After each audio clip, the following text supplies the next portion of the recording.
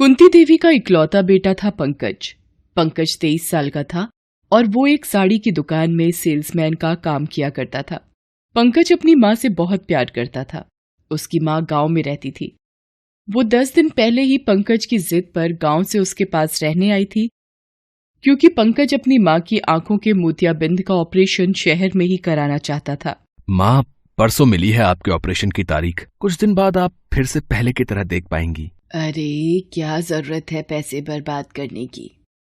पैसे जमा करके रख बेटा, अब तेरी शादी होगी, बहू आएगी। पैसे तो बाद में भी कमा लूंगा माँ। अगर आपको दिखाई देना बंद हो गया तो अपनी बहू को आप कैसे देख पाएंगी? पंकज की बात पर कुंती मुस्कुरा कर रह गई। इधर कुछ दिनों से शहर में कोरोना ने अपने पैर पसारने शुरू कर दिए थे। हर दिन टीवी पर लोगों के मरने और इस बीमारी की चपेट में आने की खबरें आ रही थीं। कुंती भी बहुत चिंतित थी, लेकिन पंकज को तो हर दिन काम पर जाना ही पड़ता था। पंकज साड़ी की दुकान पर बैठा है। उसके सामने कुछ औरतें बैठी हुई हैं। अरे क्या बात कर रही हैं बहन जी, ये जो पीस है ना, मार्केट में कहीं भी चले जाएंगे आपको नहीं मिलेगा। ऐसा क्या है इसमें? बहन जी ये देख रही हैं, इस साड़ी पर जो जरी का महीन काम किया हुआ है ना, पूरा हाथ का काम है। मशीन का इस्तेमाल इसमें बिल्कुल नहीं होता। एक बार आप इसे पहनेंगी ना तो सबकी नजर आप ही पर होगी। लेकिन दाम तो ठीक ठीक लगाओ। देखिए बहन जी, हम लोग 2 नंबर का काम नहीं करते, इसलिए एक दाम पर ही चीजें बेचते हैं। हाँ, लेकिन एक गारंटी देते हैं हम कि एक बार जो आप हमारे यहाँ से खरीदारी करती हैं तो फिर बार बार आप यहीं आएंगी। पंकज को चीजें बेचना बहुत अच्छी तरह से आता था, इसलिए उसका मालिक भी उससे बहुत खुश रहता। उसी दिन जब सभी लोग लंच कर रहे थे, तभी उन्हें टीवी के माध्यम से ये पता चला कि कोरोना के बढ़ते केस के कारण कल से लॉकडाउन लग जाएगा। उस रात पंकज जब घर पहुंचा तो उसकी तबीयत थोड़ी खराब लग रही थी। वो जाकर बिस्तर पर लेट गया। अरे क्या हुआ बेटा, आकर यहाँ लेट गया? आज मैंने तेरी पसंदीदा खीर बनाई है। कुछ खाने की इच्छा नहीं है माँ, बदन बहुत दुख रहा है, लगता है बुखार भी है। देखूं तो। कुंती ने पंकज के सिर पर अपना हाथ रखा। सच में उसे बहुत तेज बुखार था। बुखार की कोई दवा है क्या बेटे? तुम्हें तो तेज बुखार है।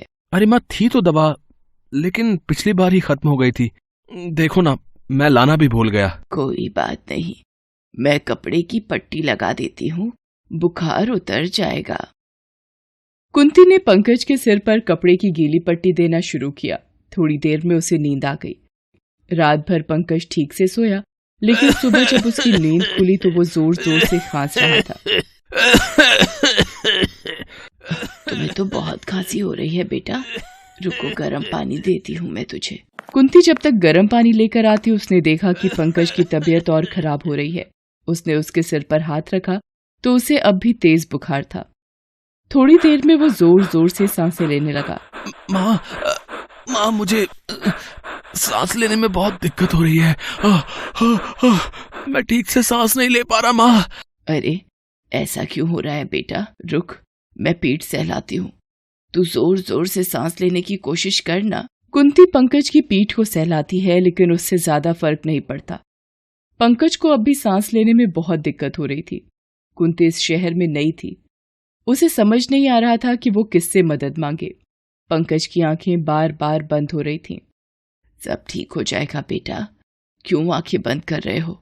माँ है ना पास में, मैं तुम्हें अस्पताल ले चलती हूँ।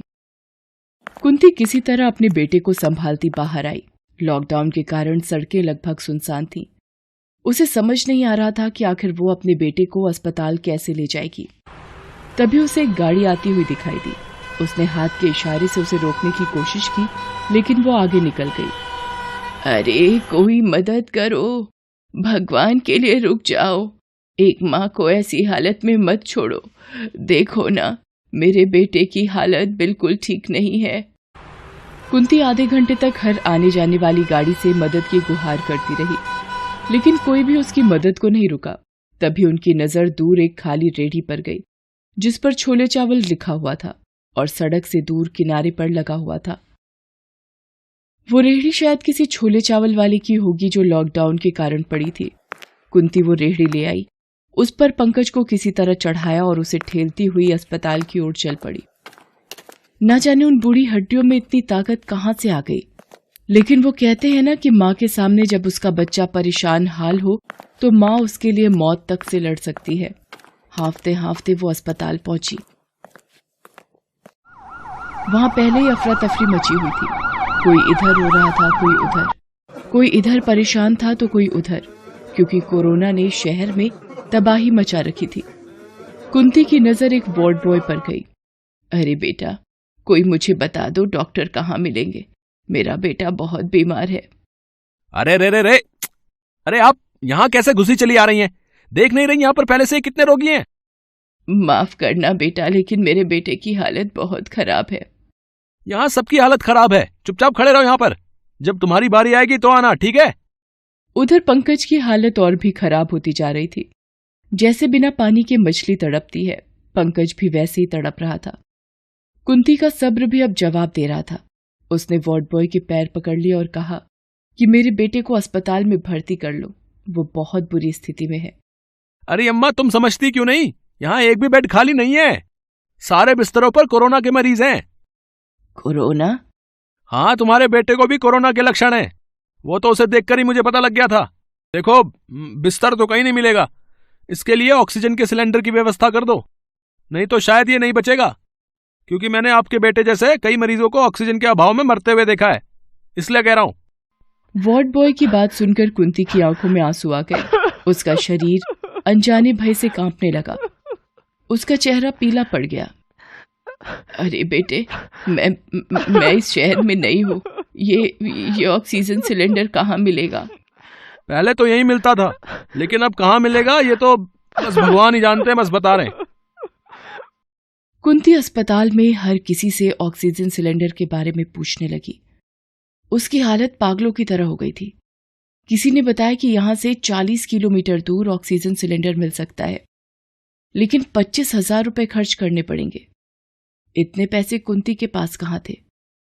उसने रोते हुए ऊपर देखा और कहा, महादेव, ऐसा मत करिए, मेरे बुढ़ापे के सहारे को मत छीनिए।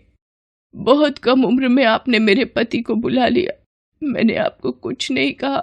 जीवन में कई तकलीफें चुपचाप सही, लेकिन अब मैं और दर्द बर्दाश्त नहीं कर पाऊंगी। वो महादेव से प्रार्थना कर ही रही थी कि एक आदमी दौड़ता हुआ उसके पास आया और कहा, माँ जी, आपका बेटा का शरीर में कोई हलचल नहीं हो रही है। वो बिल्कुल शांत पड़ा है माँ जी, आप जल्दी आइए। ये सुनकर कुंती भागी भागी पंकज के पास गई। सच में पंकज का शरीर शांत हो गया था। अब उसमें कोई भी हलचल नहीं थी।